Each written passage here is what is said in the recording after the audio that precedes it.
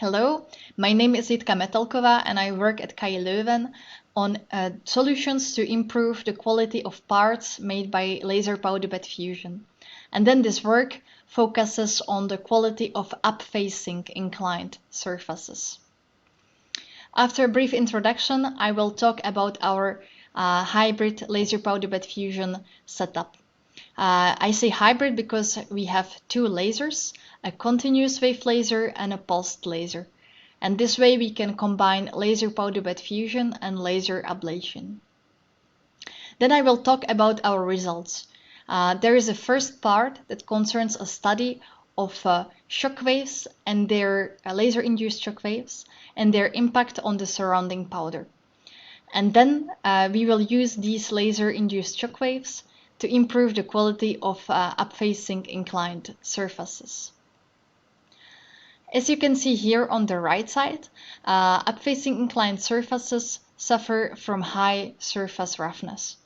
This is because of the combination of staircase effect due to the part discretization into layers and edge effect. This refers to build-up edges at the end of the scanned area. It is typically difficult to in situ improve the quality of these surfaces. Why? Because it's covered after building. It's still covered with powder. What do I mean by this? If you want to build such a part with an inclined surface, you discretize it into layers, and then every time you deposit a layer of powder, which you scan, you melt. You do this for all the layers, so at the end you can see by your eyes only the last horizontal surface, and all the previous layers are covered in powder. You can improve the surface quality of this last layer by remelting or laser polishing. So with a continuous wave laser, typically you remelt this last layer and you can reduce the surface roughness from RA, let's say between 10 to 12 micrometers to between 5 to 6 micrometers. In our setup, I was saying that we have the second laser. Using this laser, we can emit high intensity pulses towards the target material, which then melts and or evaporates. This way we can remove material, so we can create new features such as holes, grooves, or we can texture the surface, or we can correct the geometrical accuracies of other features such as the edges. During laser ablation, as I was saying, we melt the material and then part of this material also evaporates. And this vapor plume, metal vapor plume, if it gets into interaction with the remaining of the laser beam, then it can get ionized and you can create a plasma. And then this plasma plume is very hot. So by expanding of this plasma plume, you can create a pressure wave, a shock wave, and this is what we are studying in this work. Typically, if you are building with a pulsed laser, you want to minimize these shock waves because you don't want your powder to be blown away. You want it to stay in place and to get melted. In our case, it's the opposite. We want to create strong shock waves so that we can selectively remove powder from the areas where we don't want it to be. So for this reason, after the building process or during the building process, we can apply the laser ablation on our surface so that we can remove the powder from the inclined surfaces. Then we can remelt the stairs, we can remelt the inclined surface with a continuous wave laser. In our setup, we have a modified commercial machine, which is a Pro X320 from 3D Systems. So this is a typical laser powder bed fusion machine that has a 500 watt continuous wave laser. And on top, we added there this nanosecond pulsed laser. This one has 50 watts of average power and can generate pulses between 2 and 250 nanoseconds. In the first part of the study, we look at the influence of input variables such as pulse energy, pulse-to-pulse distance, hedge spacing, length of the scan vector, or also the pulse duration. And then once we know what to apply, we can use it for the inclined surface. The process study uses a very simple geometry of a cube that is surrounded by a frame. So after building, you can see the top surface of these two, and then we ablate the top surface, horizontal top surface of the cube. And we look at the disturbance of the powder around this cube. However, the problem is that we don't have any in situ measurement tool to measure how far the powder gets disturbed. For this reason, we melt the powder, we fix the powder within the frame so that we can measure the powder disturbance under an optical microscope after the process is done.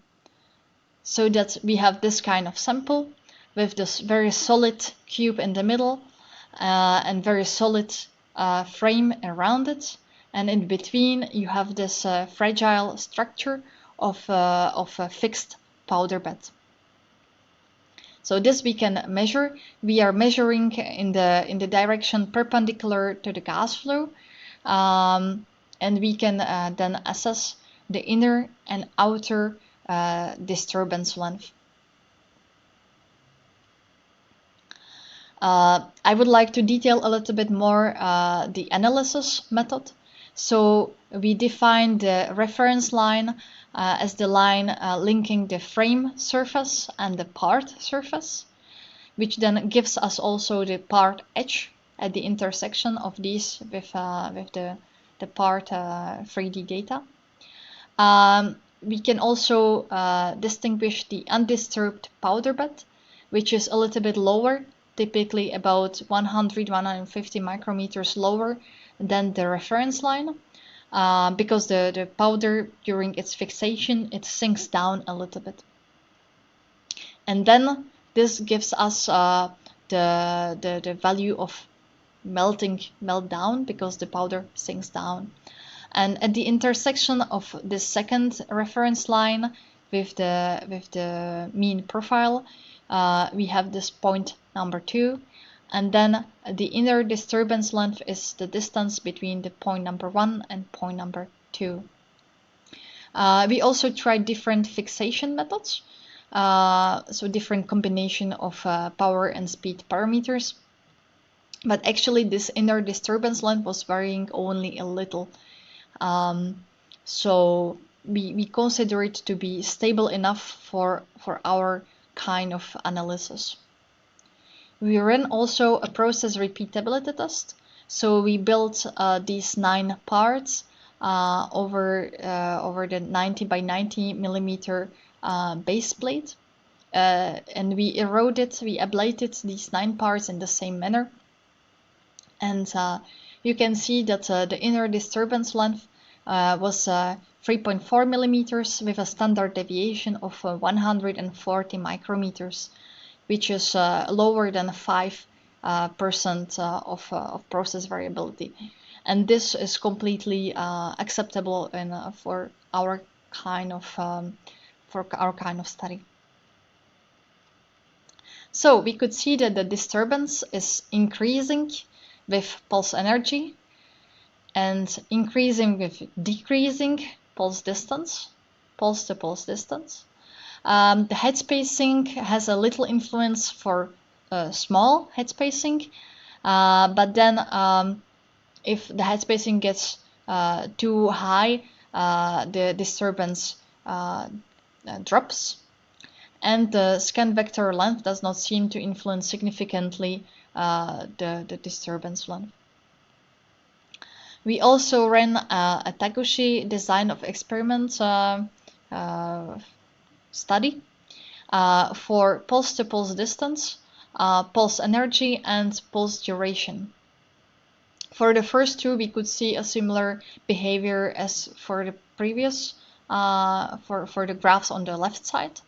And we were quite surprised actually by the results of the pulse duration, because it seemed the disturbance was increasing with increasing pulse duration, and we expected the opposite, because the shockwave pressure gets higher with shorter pulse durations. However, if we have a look at the cross-section, this is a cross-section, metallographic cross-section of a substrate on which we scanned single lines, single erosion ablation lines. And we can see that the amount of material that gets into the interaction is increasing with increasing pulse duration.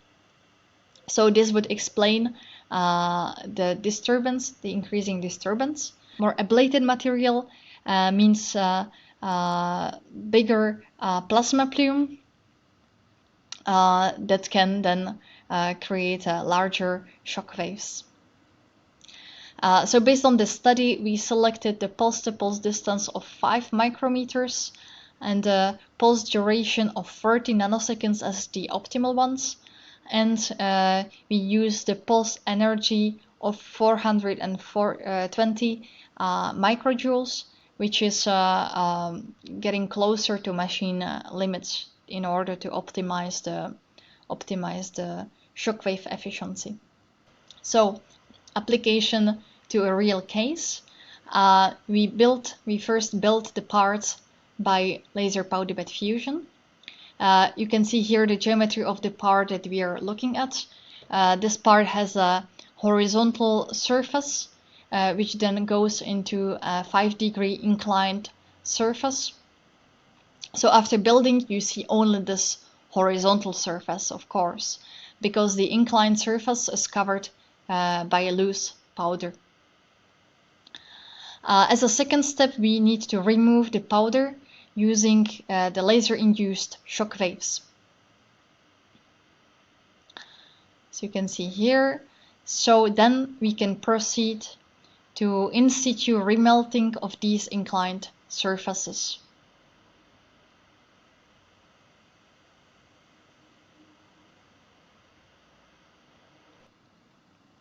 So at the end, by 10 remelting passes, we could reduce the average primary roughness from around 13 micrometers to 5.4 micrometers. But you can see that there is still some residual waviness present on the surface, on the horizontal surface, as well as on the inclined surface, which suggests that it's more related to the specific remelting parameters or the material, and it's not that much related to the fact if the surface is inclined or horizontal. So as a conclusion, you could see that laser-induced shockwaves could significantly disturb the surrounding powder bed, which is increasing with pulse energy and pulse duration and decreasing with pulse-to-pulse distance. We could see that this method of first selectively removing powder using laser-induced shockwaves and then remelting, this method can significantly improve the surface quality if we talk about inclined surfaces. In the case of 5 degrees inclined surface, it could be improved from 12.9 micrometers to 5.4 micrometers of average primary roughness. We could also apply this method to different part geometries, such as V-shaped grooves, or inclined prisms, or a sinusoidal surface. These geometries have different depths and different shapes. However, you should take into account that take into account the limitations of your optical setup, because at least in our case, we had a fixed height of the focal plane, so we are actually defocusing. So by defocusing, you can lose some of the efficiency of both the powder removal process, but also the remelting process. In some conditions, we could see some texturing around the focal plane, so especially at high powers. So this is something that can also happen when you're not using a fixed focal spot size, because you have a fixed height of the focal plane. I should also mention that